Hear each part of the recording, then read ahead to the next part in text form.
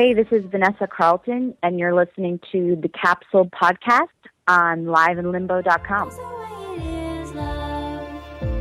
Go whichever way you need to go.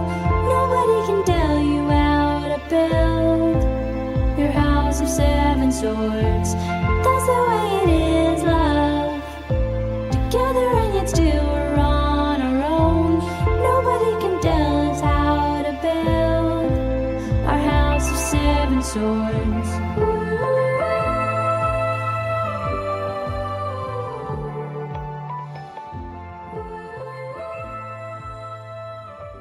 This is Capsule on liveandlimbo.com. My name is Sean Chin. And I am Marianne Wiltshire, and this is an adventure into music, film, and pop culture. Vanessa Carlton is a Grammy American Music Award nominated singer-songwriter from Pennsylvania. You'll know her best from her debut hit, 1,000 Miles. It soared to the top 5 position on the Billboard Hot 100 in 2002. She's now released 5 full-length studio albums, the latest one being Liberman. She joins us today in session. How's it going? Hi, it's going pretty good. How are you guys? Very good. Did you have a busy day so far? Yeah, pretty busy, but I was able to take a granny nap, which is always good. I'm in Toronto now. Yeah, power nap. We can call it a power nap. Okay, but my granny would not be offended by that, I promise. No, that's all cool. Actually, I wanted to say congrats on your new music video. I saw that. It came out yesterday, House of Seven Swords. That was amazing. Oh, thanks. I think it's very beautiful, and it tells us like a life in the day, a day in the life of Vanessa Carlton, so to speak. Like you just kind of wake up, you play your piano, and you hold your baby. It was very calm. What was the inspiration behind that? I wish the days were so calm like that, right? I'm glad I'm projecting such lies. I hope it's like that. No, it is really serene. Our life in Nashville is really sweet. That's actually in the house. My husband and I bought this 1938 bungalow in East Nashville. And actually, the thing with that video too is it's not staged at all. Meaning the Rhodes keyboard I'm playing is actually in Sid's room. It's in the baby's room. It's like the only place we could find for it. So yeah, it's a sweet little kind of montage. Awesome. Do you feel like when you're like you went from like creating like elaborate performances in videos like from your 2002 hit 1,000 Miles, but then going to a more one take kind of, not a one take, but like a more gradual, slower paced video? Do you find that experience different? Oh yeah. I mean, it's all about, I'm someone who still feels like, the art of making a video is real. Like there are still great video directors out there that you can find, but it is not, videos are not played as in the way that they used to be, like old school MTV. When a video would premiere, it was like a big deal. And I love that. Like you could just sit and watch videos for 3 hours or 4 hours at night, So, I mean, I don't have any desire to like do a 3-day shoot, nor could many people afford to do a budget like that. Like there's no budgets for videos barely anymore. But I got to work with Daniel Henry on these 2 videos that I did for Liberman, and that's, he's just such a talented guy. I met him in Nashville. That I'm like, yeah, I would do any video with him. Absolutely. That's amazing. And we've actually been so excited to talk to you about your new album, Liberman. Sonically, what sort of vision did you have for when you were writing the album, and how was it a departure from your previous music? Well, I'll say this. I mean, Liberman and Rabbits on the Run, which is the album I released in 2011, it was really that record that came out in 2011 was like a beginning of a real shift for me. I had just left the major label system a couple years earlier, and it was really a boutique little record. I funded it myself, and it was like totally replenishing in many different facets of my life to be part of that project. And it was because I was on the hunt to work with this artist. His name is Steve Osborne. He's a producer, and he's based in England. And his sonic aesthetic, I guess you can call it that, or his sense of sound, and his style is really special. And I was on the hunt for him because of a record, a band called Doves. They released a record called Lost Souls, and also The Last Broadcast. And I was just looking through the liner notes, and I found his name. I was like, I need to find this wizard of a man and work with him. So yeah, I will say this sound, the sound of Liberman, started with Rabbit. Started to kind of formulate when we were doing Rabbits on the Run, and Hear the Bells is a song off of that record, and that was the song that when we were starting to manipulate my voice and use my voice as an instrument, that was the song that I was like, okay, I want to do, I can foresee another record with this man, and I want to go down that path with him. That's fantastic. Down the rabbit hole, so to speak. Yeah, exactly. And I will just say quickly, that and eating peyote on the beach in Mexico. Those are the two influences on the sound of this record. Unbelievable. Yeah, now clarify me on this. I think the recording studio in England is Peter Gabriel's? Yes, it's called Real World Studios. It's in Bath. Do you feel like traveling? I know you went to go seek out the producer, but did you feel like do you feel like there's a difference between working in England and then like in the US? Yeah, I mean, I think it's not even that the country. I mean, part of it is I love the UK. I love working in England. I love my 5 friends there.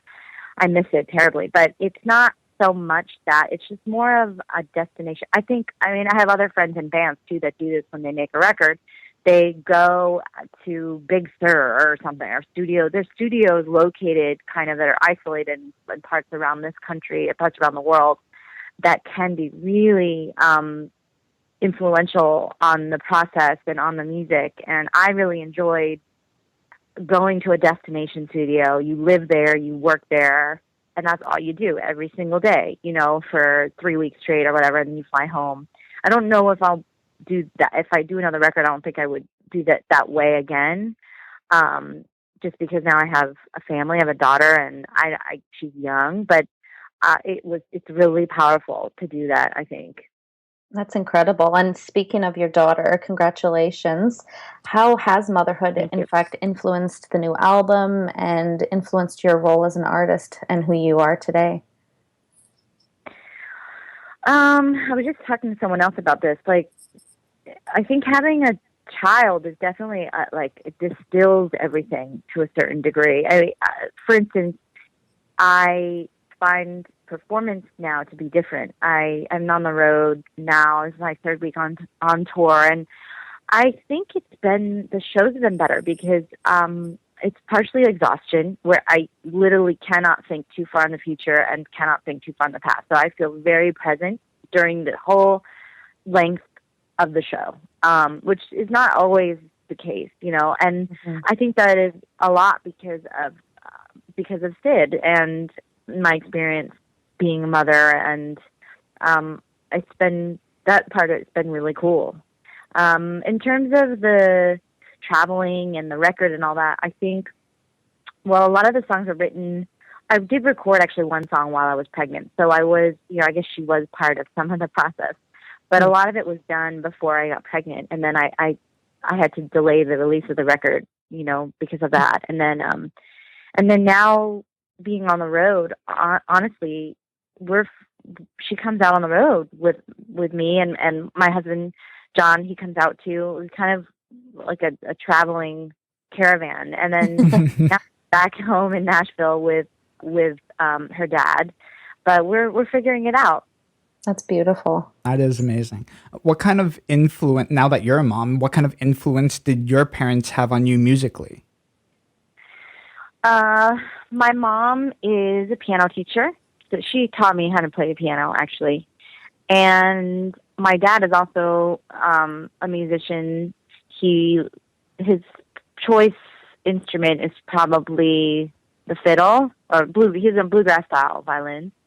Mandolin too, he's like super into. My mother is much more of a classical type musician, classical music lover. And my dad is like into, Pink Floyd, Grateful Dead, Fleetwood Mac.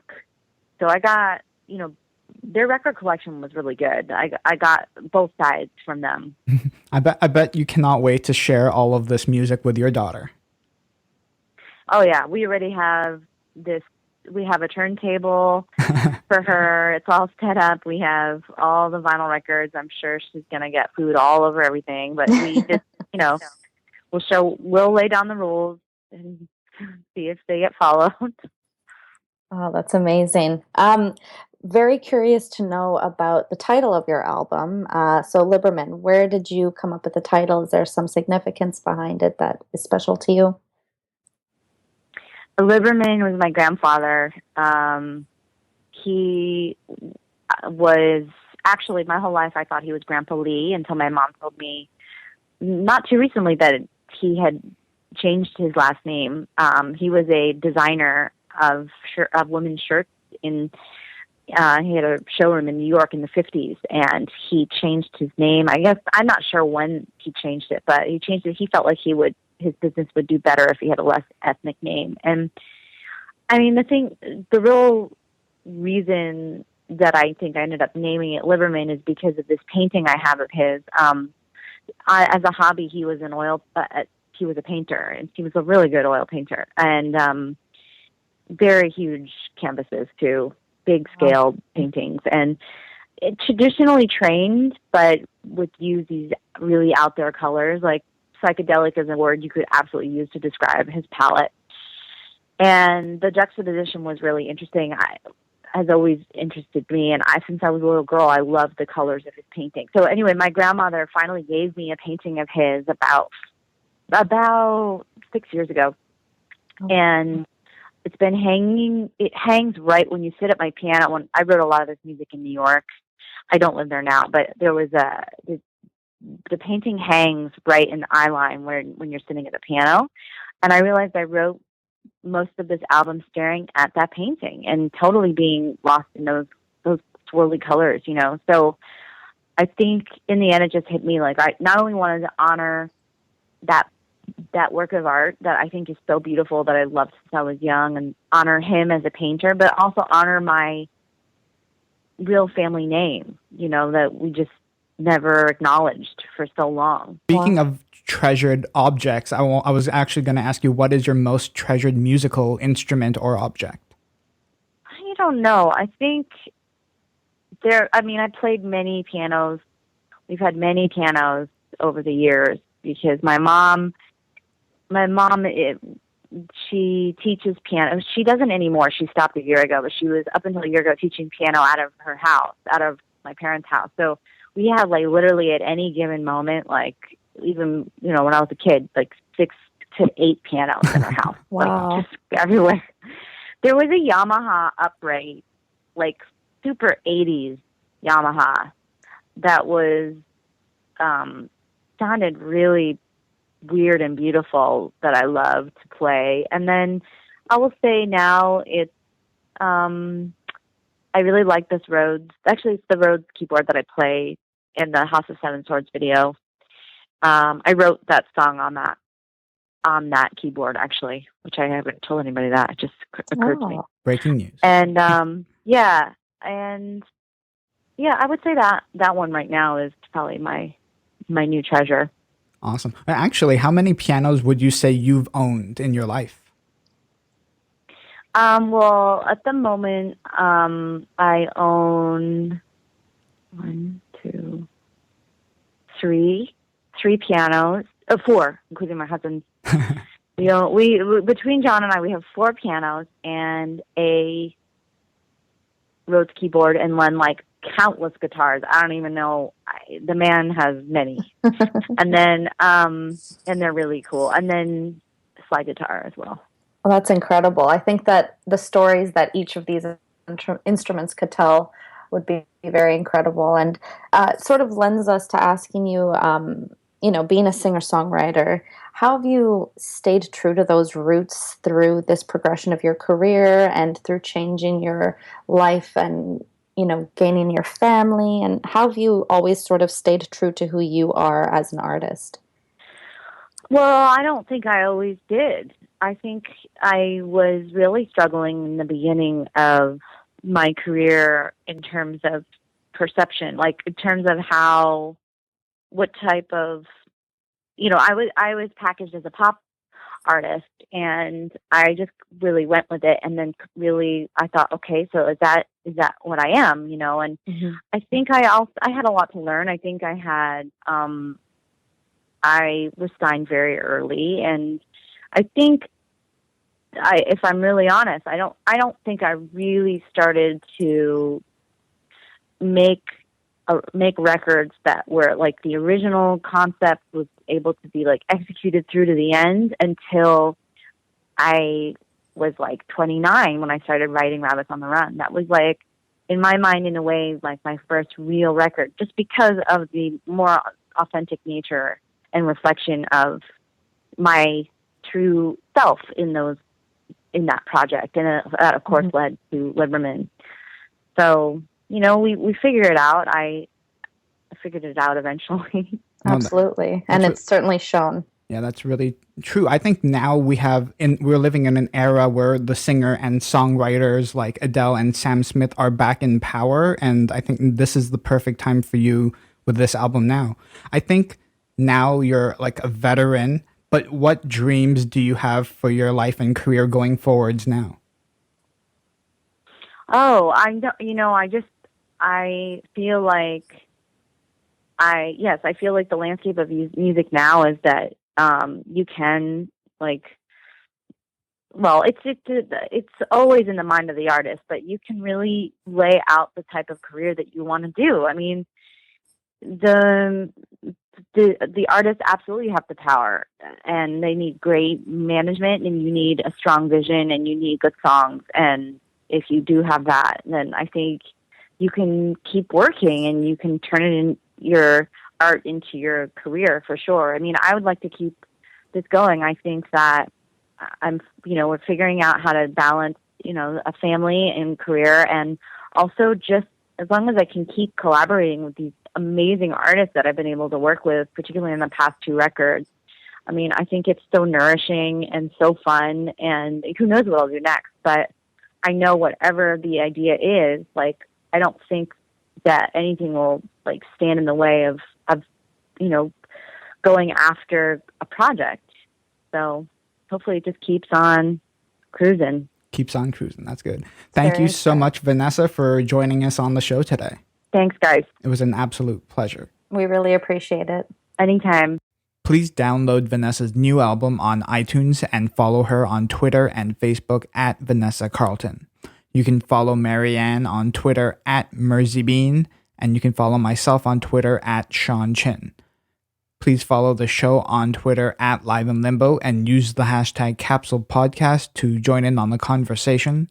Please subscribe to the show in iTunes, give us 5 stars, and leave us some nice words in the review section. And as always, you can find the show notes at liveinlimbo.com/capsule. Take care.